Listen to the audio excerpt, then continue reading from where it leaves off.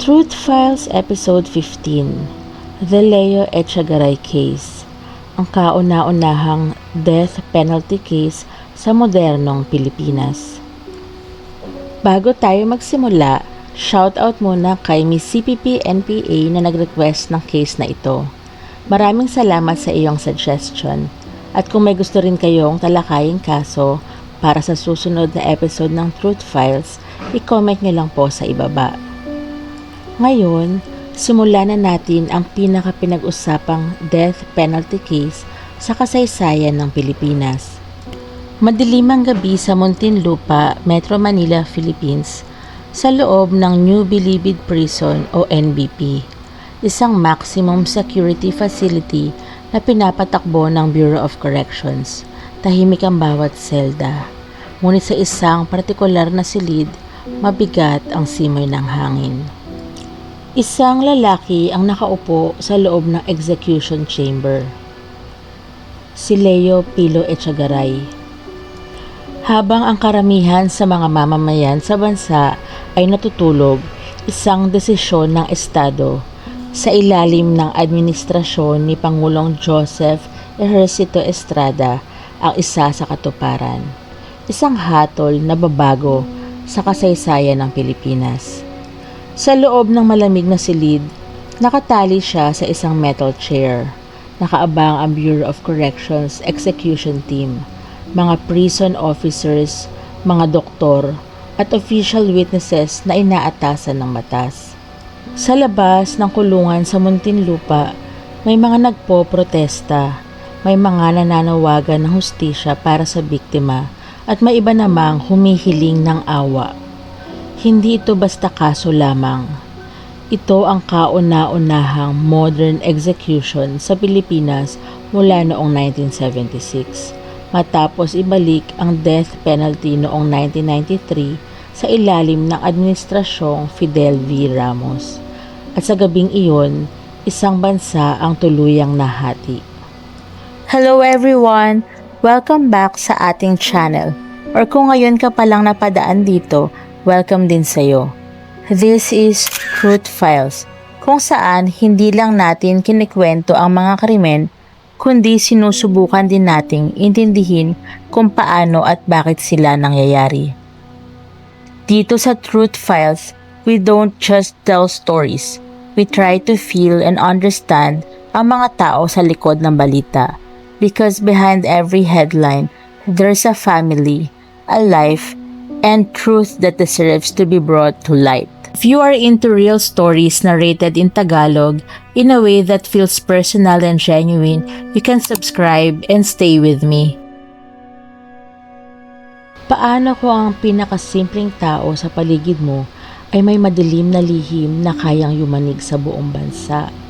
Talaga bang nakikita sa panlabas na anyo ang kakayahan ng isang taong gumawa ng karumal-dumal na krimen? Si Leo Pilo Echegaray ay ipinanganak noong July 11, 1960. Si Leo Echegaray ay isang house painter at electrician na nakatira sa Metro Manila noong unang bahagi ng 1990s. Kilala siya bilang tahimik, hindi palalabas at walang kapansin-pansing reputasyon sa komunidad. Nakatira siya kasama ang kanyang live-in partner na si Rosalie at ang anak ni Rosalie na si Rodessa, isang 10 taong gulang na bata na kalaunan ay magiging sentro ng isa sa pinaka-kontrobersyal na kaso sa bansa. Ang buhay sa kanilang maliit na tahanan sa Metro Manila ay tila normal sa paningin ng marami, ngunit sa loob nito may unti-unting takot na nabubuo. Ano ang mangyayari kapag ang biktima ay isang bata sa loob mismo ng tahanang dapat ay ligtas para sa kanya? Paano titimbangin ang hustisya kapag ang ebidensya ay nakasalalay sa testimonya ng isang bata? Noong 1994, inihain ang reklamo laban kay Leo Echegaray sa Metro Manila matapos ang aligasyon ng paulit-ulit na pang-aabusong sexual sa 10 taong gulang na si Rodessa, o kung tawagin nila ay baby, anak ng kanyang live-in partner na si Rosalie. Ayon sa record ng kaso, ang mga insidente ay naganap mula Abril hanggang Hulyo 1994 sa loob mismo ng kanilang bahay. Ang investigasyon ay isinagawa ng mga otoridad sa Quezon City at Metro Manila Police Units at naging sentro ng kaso ang testimonya ng bata, kasama ang medical findings at supporting evidence na iniharap sa Regional Trial Court Branch 104 sa Quezon City. Habang lumalalim ang kaso, naging national issue ito at tinutukan ng media sa ilalim ng Administrasyong Ramos. Ang pangalan ni Echegaray ay mabilis na naging simbolo ng isang kasong kriminal na yumanig sa bansang Pilipinas. Kapag bumalik ang pinakamabigat na parusa ng Estado, sino ang unang haharap dito? Makatarungan nga ba ang parusa kung ang buong bansa ay takot at nahahati sa galit? Noong 1993, ibinalik ang death penalty sa Pilipinas sa ilalim ng administrasyon ni Pangulong Fidel V. Ramos bilang tugon sa pagtaas ng krimen tulad ng kidnapping, drug offenses at rape cases. Sa panahong ito, si Leo Echegaray ang naging unang Pilipinong haharap sa aktual na execution matapos maibalik ang batas na ito.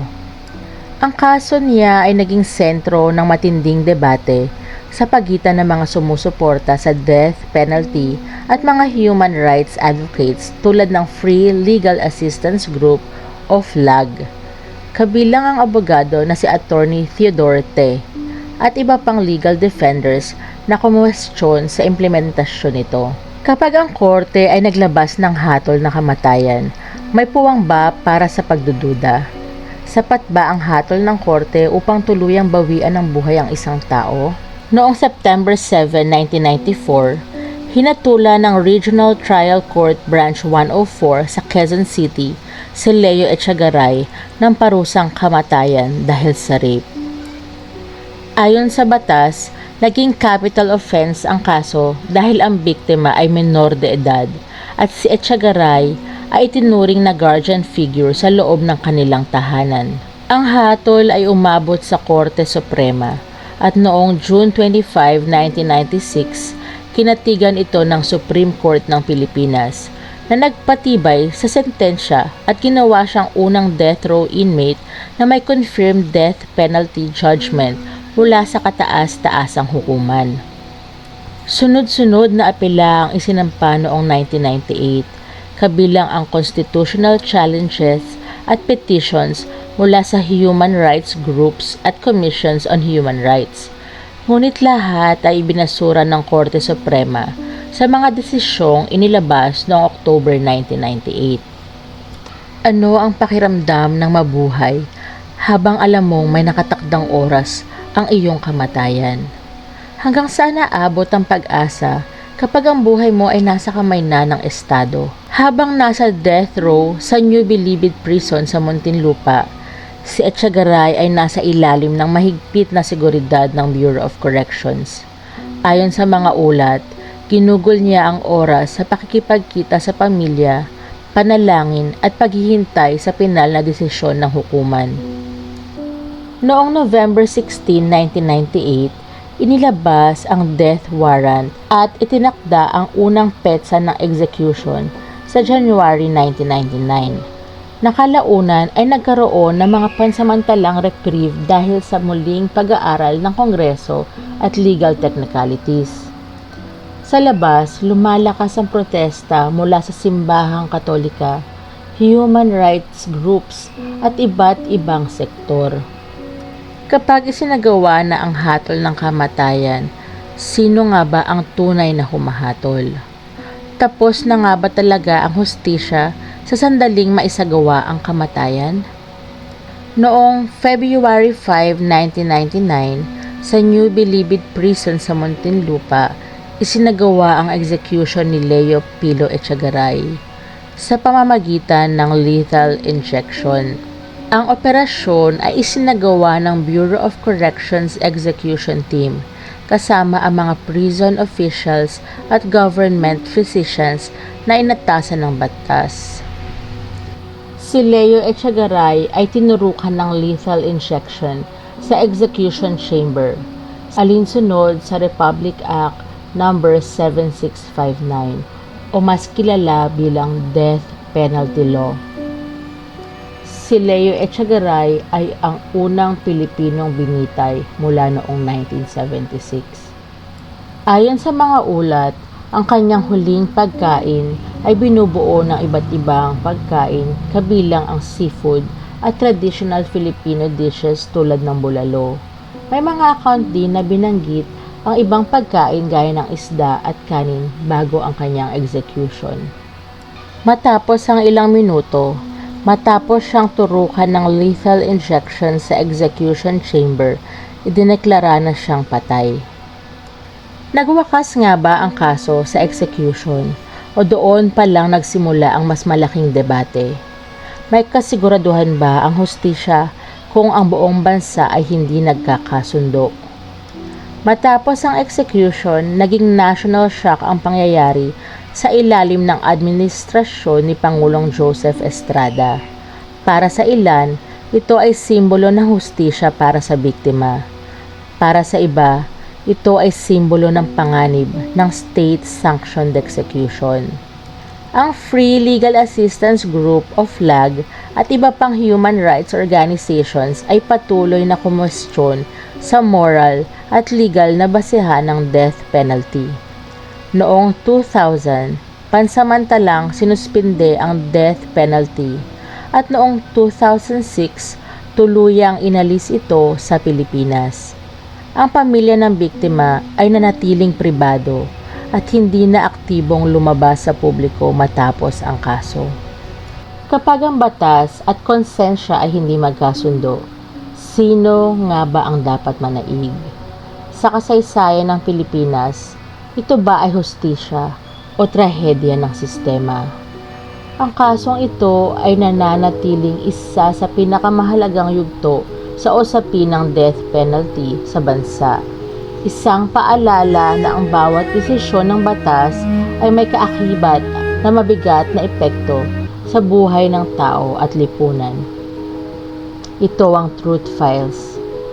If you made it until the end, thank you for staying. Kung may gusto kang kaso na i-cover natin next time, you can leave it in the comment section. And if this story stayed with you, even quietly, stay with me. Marami pa tayong kwento at katotohanang bubuksan at tatalakayin. Ingat ka palagi. God bless.